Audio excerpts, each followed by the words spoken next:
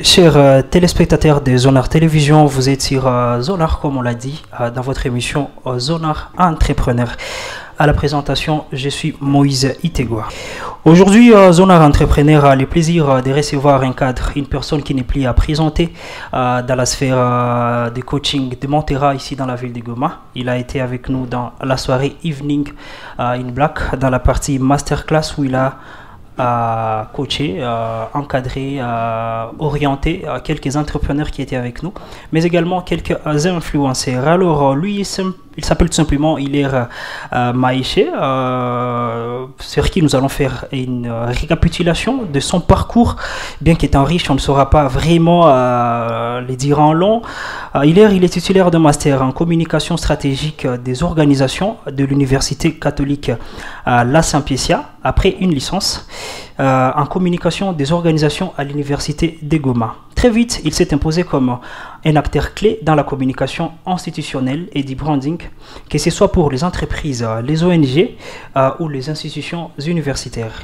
Il est aujourd'hui directeur de la cellule de communication de l'Université catholique La Saint-Piécia Goma et fondateur de Lyon Group, un cabinet de conseil et coaching qui accompagne des organisations dans leur stratégie de communication, leur développement personnel et leur image de marque. Mais il ne s'arrête pas là, il est aussi formateur en académie de leadership de l'organisation Un Jour Nouveau, enseignant à l'ICIGE à Goma et fondateur des GAARJ, une organisation qui œuvre depuis plus de 10 ans à l'éveil du leadership juvénile en République démocratique du Congo. Avec sa philosophie de vie intitulée « 1000 raisons de gratitude » et son slogan devenu viral « Et chacun vit », il inspire toute une génération à prendre la parole, à s'assumer et à se construire une identité forte et assumée. Marié depuis février dernier à Madame Germaine Bahati, il est également papa d'une adorable petite fille, Nabintu Maïché Aurore, à qui je passe mes salutations, mais également à la femme. Aujourd'hui, il est avec nous pour un échange autour d'un thème capital, les brandings d'entreprises à l'ère du numérique. Une discussion vraiment qui promet d'être enrichissante pour toutes celles et ceux qui veulent bâtir une image solide, influente et durable dans la sphère de l'influence ici à Goma, au Nord Kivu. Coach Hilaire, bienvenue chez nous dans Zonar Entrepreneur. Merci Moïse, c'était une très riche présentation.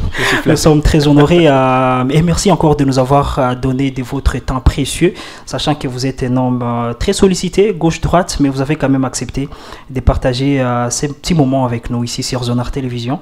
C'est quand vous voulez, avec grand plaisir. Voilà, alors parlons un tout petit peu de votre motivation par rapport à la communication stratégique et le développement personnel.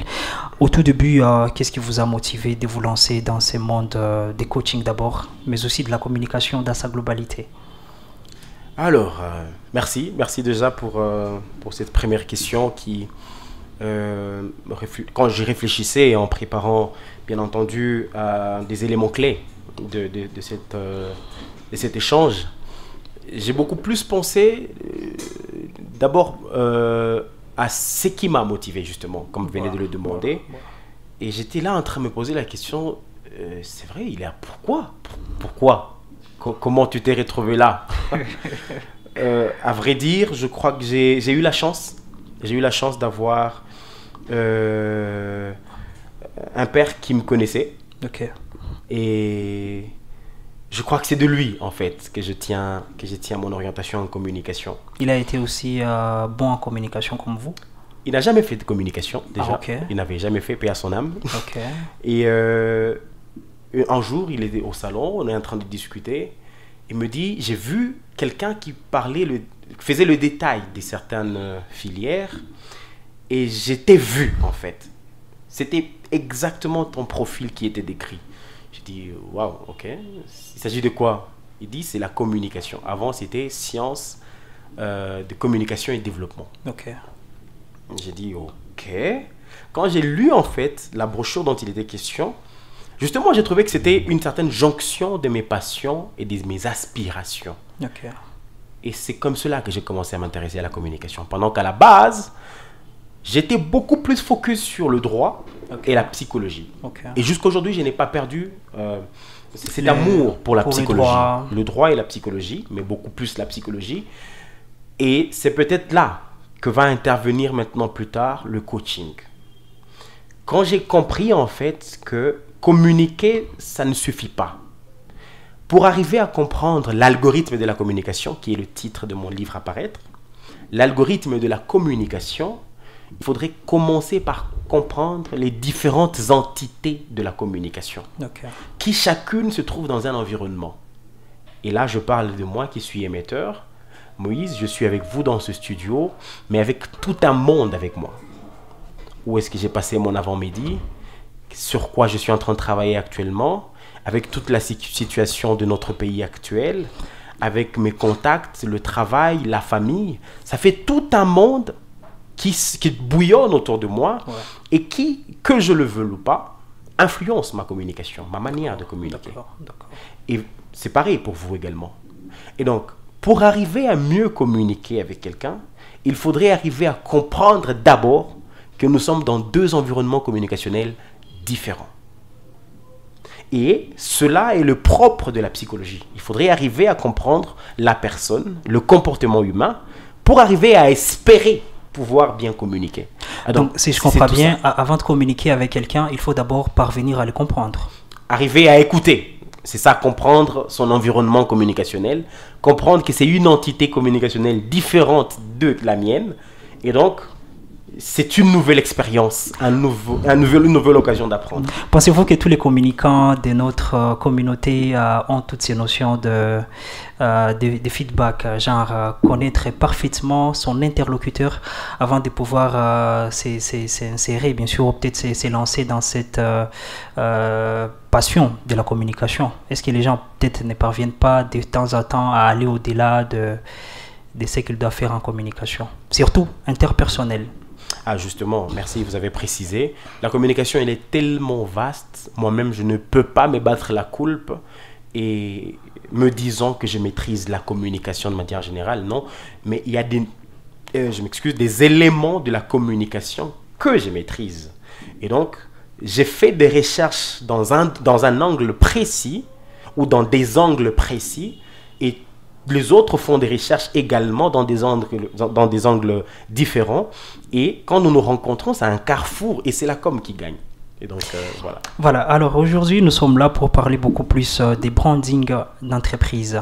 Bien qu'il y a toute une communication qui doit aller autour, c'est pourquoi nous avons commencé par cette partie de la communication.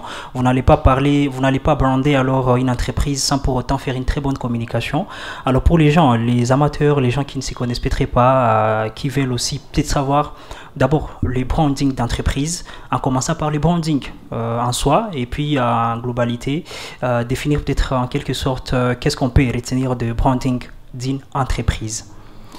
Alors, c'est vraiment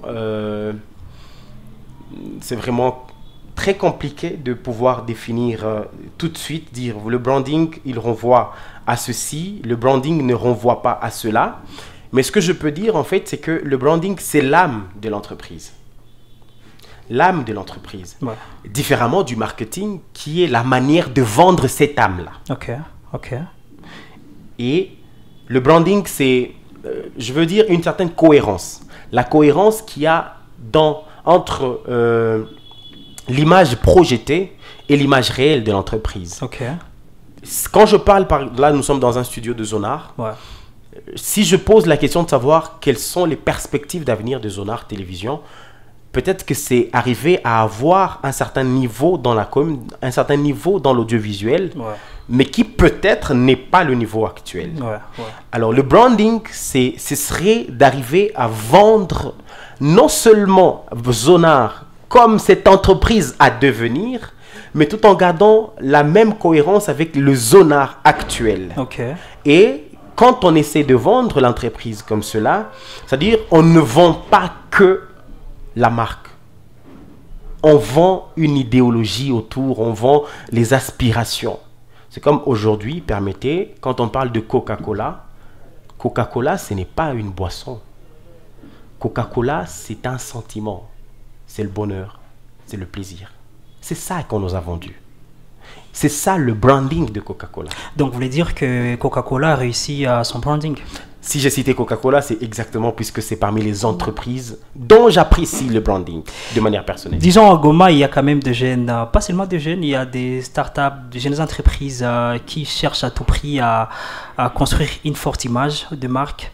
Est-ce qu'il y a des éléments incontournables dont ils ne devraient jamais se dissocier pour réussir à construire leur image de marque et une marge forte, surtout dans un milieu concurrentiel comme le nôtre? Justement, il y a des éléments dont on ne peut pas se passer quand on dit vouloir parler du branding. C'est des éléments qui, à la base, sont simples, mais il faudrait arriver à garder la cohérence, en fait, dans le message que l'on transmet et dans ce que l'entreprise vit et dans ce que, bien entendu, l'entreprise projette dans l'avenir. Et donc, le premier élément, je veux dire clé, c'est le basique, le logo. Ok. Le logo de votre entreprise. Et il y a certaines entreprises qui changent des logos chaque 6 mois. Sans que les logos ne soient même bien saisis par le public. Justement. Qu'ils soient saisis, ça c'est une dimension. Mais le simple fait de changer de logo, c'est un peu comme une personne qui change d'identité chaque 6 mois. Le logo, fait partie de l'identité visuelle de l'entreprise. Avec les quelques entreprises avec lesquelles soit vous avez collaboré, soit que vous avez supervisé ou peut-être assisté de loin ou de près, avez-vous constaté peut-être une certaine légèreté dans la gestion des logos à Goma? Une très grande légèreté. C'est petit à petit que l'on commence à prendre la question de logo au sérieux. Étant enseignant d'université aussi, j'ai même eu à accompagner un travail, un mémoire de fin d'études qui a parlé du logo. Et il faut voir combien le sujet lui-même, il a été combattu pour dire pourquoi on devrait parler du logo. Le logo, il est là. Mais justement, il faudrait arriver à parler du logo puisque le logo, en soi, c'est l'identité visuelle de l'entreprise. Quand le logo, il est déformé, quand le logo, il n'est pas bien compris et son utilisation n'est pas acceptée, n'est pas, disons, initialement prévue, ça pose un problème. D'où la raison pour laquelle il faudrait peut-être faire une enquête et poser à ces entreprises-là combien parmi les entreprises ont une charte graphique. Okay. Moi, j'ai essayé en tout cas et j'ai été surpris de voir que certaines entreprises supposées sérieuses n'avaient pas de charte graphique. Okay. C'est-à-dire arriver à expliquer l'utilisation de votre logotype, l'utilisation de votre typographie, l'utilisation de vos couleurs, quelles sont vos couleurs, comment on peut les utiliser, si c'est sur photo, si c'est en vidéo, si c'est sur les réseaux, si c'est pas sur des supports imprimés, comment utiliser le logotype. Moi, comme chargé de communication, mon premier outil quand je commence à travailler, ça doit être la charte graphique. Okay. Ça m'évite de pouvoir chercher l'ancien chargé de communication de l'entreprise qui m'engage pour commencer à lui poser des questions. Mais quand j'ai la charte graphique, c'est-à-dire j'ai les lignes de conduite de comment je dois gérer, ça c'est sur le plan de l'image, tout simplement. Normalement. Vous allez voir certaines entreprises qui produisent du contenu, de support visuel en bleu. La couleur dominante c'est le bleu. Mais après, vous allez trouver quelqu'un d'autre qui vient produire des supports de communication, mais la couleur dominante devient le rouge. De la même entreprise. De la même entreprise. Mais il n'y a eu aucun moment, aucune campagne, aucune action de communication pour expliquer le changement. Alors, est-ce que cette légèreté que vous avez peut-être constatée avec moi, est-ce que ce n'est pas parce que certaines entreprises ne se limitent peut-être qu'à travailler avec des amateurs dans la communication, juste peut-être parce qu'il est trop influent sur les réseaux et on pointe des pensées qu'il maîtrise tout ce qui est branding en soi? Justement, puisque comme je le disais avant, le branding c'est l'âme de l'organisation. Et aujourd'hui, on commence à parler de rebranding. Donc, on sait que l'entreprise a évolué avec une certaine identité visuelle, mais on arrive à un moment où on se rend compte que l'identité visuelle de l'entreprise n'est pas cohérente avec sa mission, sa vision, et donc il faudrait retravailler cette identité visuelle, et cela qu'on doit rebrander l'entreprise, l'image de l'entreprise. Okay. Et donc, quand il faut rebrander l'image de l'entreprise, c'est justement une raison de dire que les entreprises commencent à se rendre compte de certaines erreurs, et qui voudraient ne plus commettre ces erreurs-là. De plus en plus, il y a des entreprises qui commandent des chartes graphiques puisqu'ils se rendent compte en fait qu'il faut prendre cette question d'image avec sérieux. Parce qu'il ne suffit pas de faire du design. il faut vendre une vision par le truchement du graphisme. C'est très différent. Coach Hilaire, que pensez-vous de, peut-être, je ne dirais pas une affirmation, parce que ça serait beaucoup plus aller loin, mais il y a certaines personnes qui cherchent à personnaliser le branding d'une entreprise au point de ne plus être à mesure de différencier s'il s'agirait d'un branding personnel ou branding d'entreprise pour certains. Il y a même certaines entreprises qui ont pris toute l'identité d'une personne au point qu'on ne sait plus. Est-ce que c'est une politique ou peut-être c'est par manque d'informations qu'on parvient à lier toute une entreprise autour de soi? Je crois qu'à ce niveau, c'est une question de choix. C'est une question de choix. Et une personne peut décider de faire toute une entreprise autour d'elle. Ouais, c'est possible. Et dans ce cas, le branding, il devient différent. Là, on va faire du personal branding. Okay. Ça va être différent du branding d'entreprise. Ouais. Et le personal branding, c'est exactement comme le marketing, le marketing publicitaire. Là, on considère la personne comme le produit que l'on vend. Ouais. Par exemple, je veux faire le personal branding, travailler sur le personal branding de Moïse Itegua. Ouais. Et donc, il faudrait que j'arrive à imprimer dans les têtes des Tougoma que le meilleur présentateur que vous puissiez avoir pour des questions d'entrepreneuriat, c'est Moïse. Et il faudrait maintenant trouver des raisons. Branding personnel. Ça, c'est le branding personnel. C'est une personne, mais qui peut être considérée comme une entreprise. C'est ça le produit que l'on vend. Ouais. C'est le cas des artistes, par exemple. L'artiste, qu'est-ce qu'il vend? Il vend ce qu'il a. Il se vend, en fait. Et donc, c'est lui l'entreprise. Et dans le personal branding, il y a des règles de manière différente et une certaine conduite. Le prix à payer, il est très élevé puisque c'est très exigeant. Ouais. Parce qu'il faudrait arriver à avoir la cohérence entre ce que je dis et ce que je vis. Ce que je dis de la marque et ce que vit cette marque. Est-ce que c'est possible pour une entreprise d'émerger, d'atteindre les plus grandes limites, de grandir sans une forte image? Non. Comment ça? Je le dis tout de suite, non. Si on parle de la finance? La finance, c'est une conséquence de l'image. Okay. Pourquoi je vais le dire? Certains vont dire les grands projets se discutent en coulisses, ouais. Pas sur les réseaux. Ouais. Quelqu'un m'a déjà dit ça. Ouais. Dit, une entreprise qui est trop brandée, généralement, c'est une entreprise qui n'a pas d'argent. Okay. Et les entreprises qui ne brandent pas trop, elles ont de l'argent. Il y a une différence. Et c'est ça qui va faire la différence entre le marketing et le branding. Ceux qui font de l'argent sans brander font du marketing. Peuvent faire du porte-à-porte, rencontrer des personnes, rencontrer de probables clients, de prospects, les convaincre, signer des contrats et faire de l'argent en coulisses, en silence surtout. Ils ont fait du marketing. Ils ont même une forte équipe marketing. Mais il faut noter que c'est des contrats à courte durée. Quand vous avez fini avec ce client-là, il sera très difficile de trouver un autre. Différemment de l'entreprise qui brand, okay. Qui travaille vraiment sur son branding. Son image. C'est-à-dire, vous avez la possibilité de pouvoir non seulement gagner un client, mais de gagner plusieurs clients et de garder cette réputation dans le temps. C'est là la notion du positionnement qui va intervenir. Je peux travailler mon branding aujourd'hui.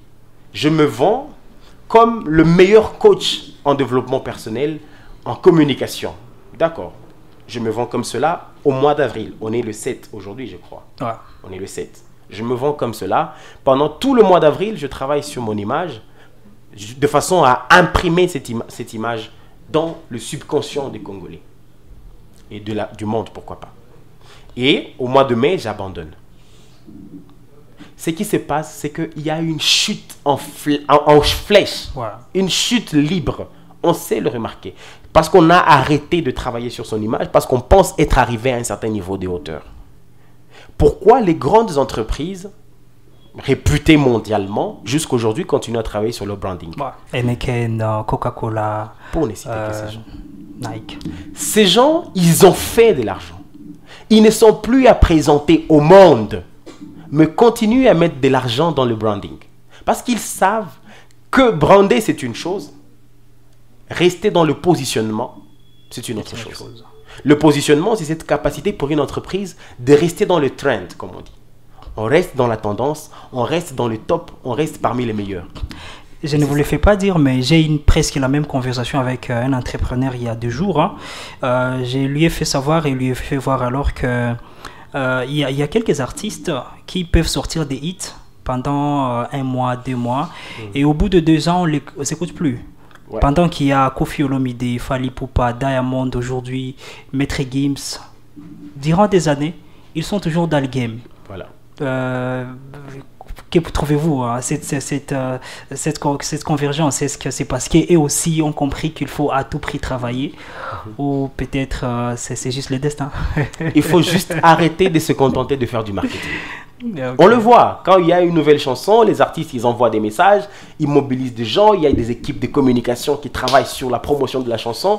Au bout d'une semaine, 1 mois, je sais pas moi, 2 mois, on a atteint 1 million de vues, on arrête. Compliqué. Hein. C'est compliqué. Mais quand vous avez brandé l'artiste, vous brandez l'artiste qui est l'âme. Vous ne vendez pas que la chanson, non. Okay. Vous vendez l'artiste. C'est l'âme de l'entreprise.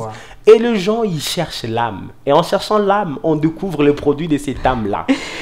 Alors, ce n'est pas une campagne de publicité, mais si vous essayez d'évaluer quelques entreprises de Goma qui ont un tout petit peu réussi leur branding, un tout petit peu, parce que si on dit vraiment réussir à Goma, c'est juste qu'il est difficile. Mais si vous devriez faire un top 5 des entreprises, au moins vous dites, de près ou de loin, vous dites, bon voilà, il y a lui, il essaie un peu quand même de sortir du lot 5, Maître Hilaire. Si vos politiques les permettent, bien évidemment. C'est justement là que je voulais revenir. Il y a des entreprises avec lesquelles je travaille, mais dont je ne suis pas autorisé à parler de cela. Et ni pour moi, ni pour ces entreprises-là. Okay. Mais je dois juste dire qu'à Goma, il y a des gens qui ont compris l'importance du branding. Okay. Et qui sont en train de sortir du lot. On sait sentir qu'un support de communication que produit cette entreprise, ce n'est pas que du design. 1 ou 2.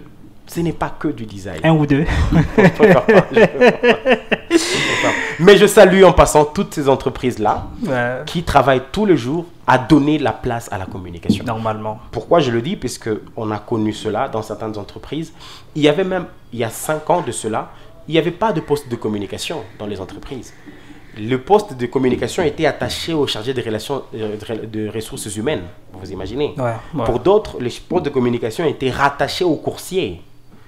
Parce qu'on supposait que la communication ni le couvert par ma lettre dans des entreprises, déposer des courses et tout. C'est pas ça la com. Ça a pris du temps pour que les entreprises arrivent à comprendre que la communication, c'est un poste très clé dans une entreprise.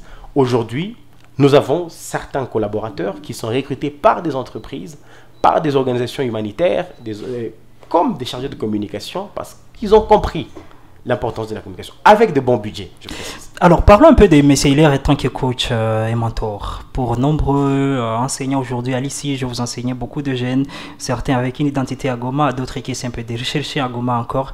Quelles sont les méthodes que vous utilisez concrètement quand vous vous apprêtez au coaching, sachant que c'est un domaine qui n'est pas beaucoup plus compris ici dans notre communauté. On pense qu'un coach, bon voilà, c'est juste quelqu'un, n'importe qui peut l'être, tu poses des questions, on te répond et tout. Mais vous, comment vous faites? Merci beaucoup, merci. C'est vraiment une question très importante, puisque c'est un besoin réel, très réel, Moïse, très très réel, et on n'en parle pas trop. J'avais commencé à faire du coaching en 2017 et en 2020 j'avais arrêté. Du coaching formel, j'avais arrêté parce que cela créait une certaine pression sur moi-même. Il n'est pas toujours facile de pouvoir accompagner des personnes et j'avais une très mauvaise compréhension du coaching. Je voulais plus me documenter, plus expérimenter la vie pour pouvoir avoir des réponses à donner dans des séances. C'était la plus grosse erreur de tout mon parcours de coaching. Et c'est seulement après que je comprends en fait que quand deux personnes viennent en coaching, ce n'est pas pour trouver des réponses. Non. J'étais tombé sur un livre, je ne l'oublierai jamais, un livre de Anselm Grant. Le titre c'est « Que dois-je faire face aux difficultés de la vie quotidienne ?» quand je perds un être cher, je suis face à une situation difficile, je perds mon job. La situation devient tellement compliquée. Et là, j'ai retenu une chose. Anselme Grant dit que ce soit sur la terre et peut-être aux cieux, il le dit pour hyperboliser la chose. Okay. Parfois, il y a des agences conseils qui se créent. Pourquoi ces agences conseils? Agences conseils en événementiel, par exemple. Agences conseils, agences d'écoute.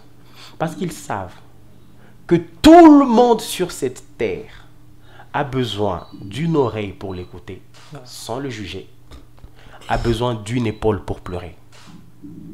Quelqu'un avec qui tu te sens toi-même, tu peux prendre cette personne, pleurer. Ça peut être ta femme, ton homme, ton mari, ton enfant.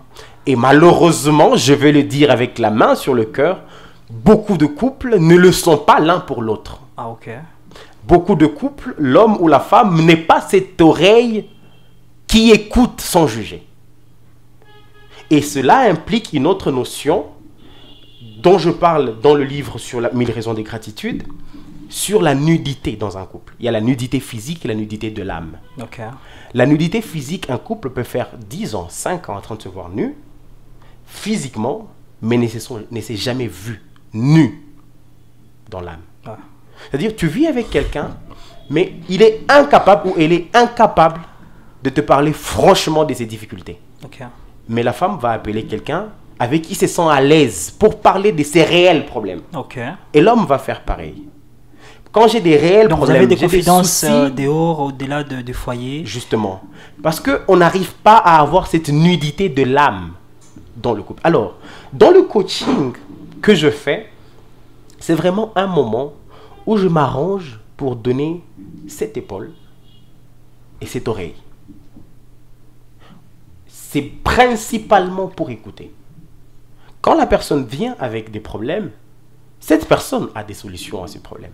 Et donc, il faudrait juste encourager cette personne à trouver des solutions par elle-même. Parce que l'expérience que Moïse a, ce n'est pas mon expérience. Ouais. Je profite de ton expérience pour apprendre, mais dans l'entretemps, je te donne une oreille qui ne te juge pas. Je ne peux pas me permettre de juger. Qui ne te juge pas. Et si tu as besoin de pleurer, cette épaule pour pleurer, mais que ce soit cadré avec des outils. Voilà pourquoi, personnellement, je m'étais rendu compte en fait qu'à force d'écouter les problèmes des autres et vouloir me présenter comme celui qui apporte la solution, cela m'affectait psychologiquement.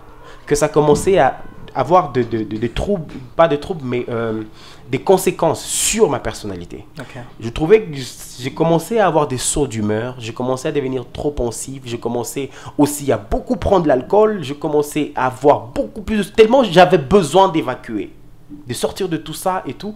À un certain moment, je me dis non, il faudrait que je me resserre, je me recadre et que j'apprenne à prendre cela sur moi, mais en ne me considérant pas comme acteur clé. Non, c'est pas moi qui change, c'est la personne qui change. Et pour cela, il me faut un référent.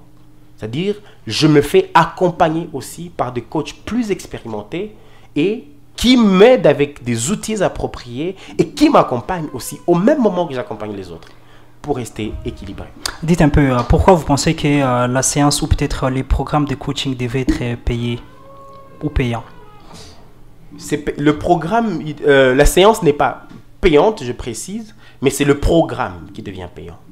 Et dans mon cas, je fais des défis. Il n'y a pas de développement personnel sans défi. Ça, il faut mettre en tête. Il n'y a jamais eu de développement personnel sans défi. Prendre des livres de développement personnel, je le lis, ok, j'ai fini, j'apprends ceci, il faut faire du sport, il faut faire ceci, d'accord. Après, je suis des tutoriels, des vidéos de motivation. C'est pas ça le développement personnel. Le développement personnel commence quand on prend le courage de faire des défis. Et les défis, c'est par exemple se dire, je ne vais pas me contenter de me plaindre de telle situation. Je réfléchis sur comment trouver une réponse à cette situation et je m'exige. Si je dois faire des concessions à mon niveau, si je dois abandonner telle chose pour que j'atteigne telle autre chose, je dois me le donner. Et si je suis incapable de pouvoir faire de concessions, alors je ne pourrai jamais réussir mon développement personnel. Et dans mon cas, il y a le défi des 9 jours, le défi des 21 jours, les défis des 30 jours et les défis des 100 jours. Voilà, alors mesdames, messieurs, vous sentez qu'avec Hilaire, il y a toute une toute une grandeur.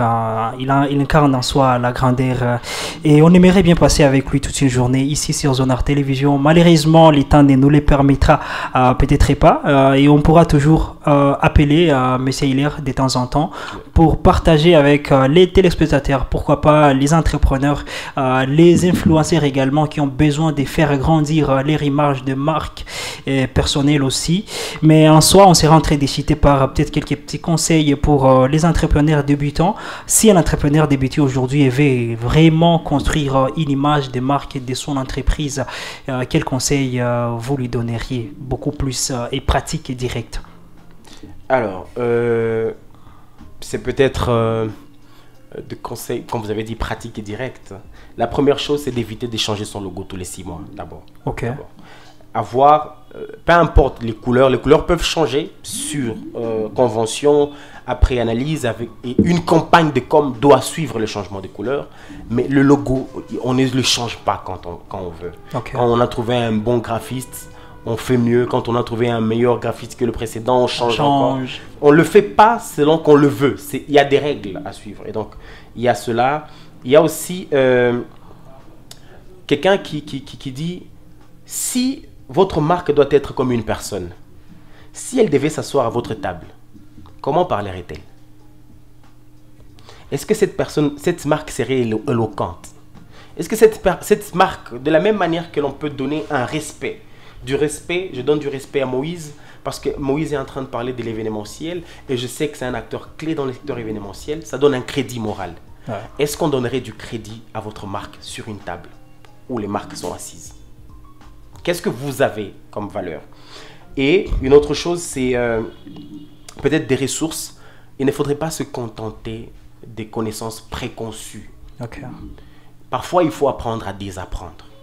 Il y a des choses qu'on nous a enseignées, mais qui, quand on le voit dans la vraie vie, on apprend que ça nous mettait à côté de la plaque. Et donc, apprenons de nos erreurs. On commet tous les jours des erreurs.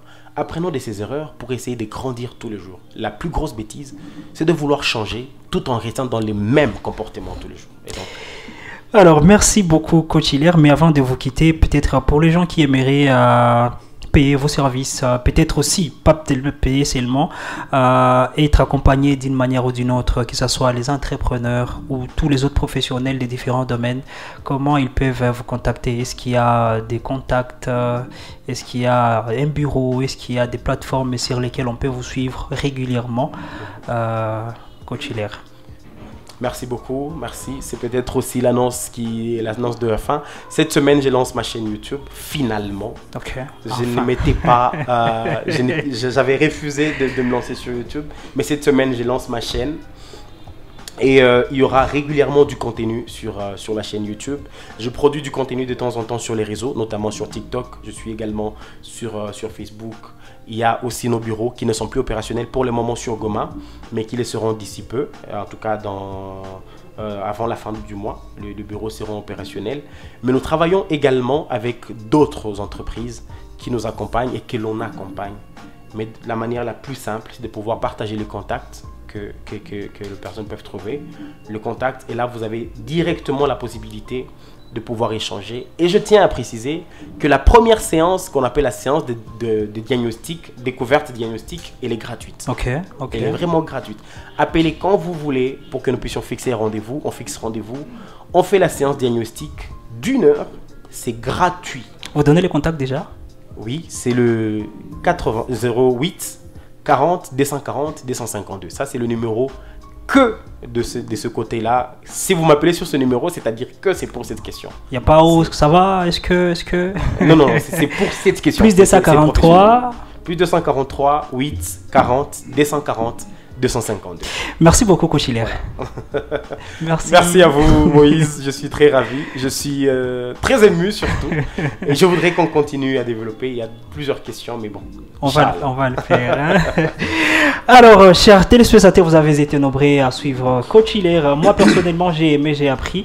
J'ai beaucoup appris de lui, celui qu'on appelle les Moualimou, pour sa façon de faire, sa façon de coacher, sa façon d'accompagner. Je me rappelle, il a été un intervenant dans dans la masterclass sur le branding d'entreprise et personnel également, une activité où les entrepreneurs ont beaucoup appris, mais également les influenceurs. Ils ont beaucoup aimé.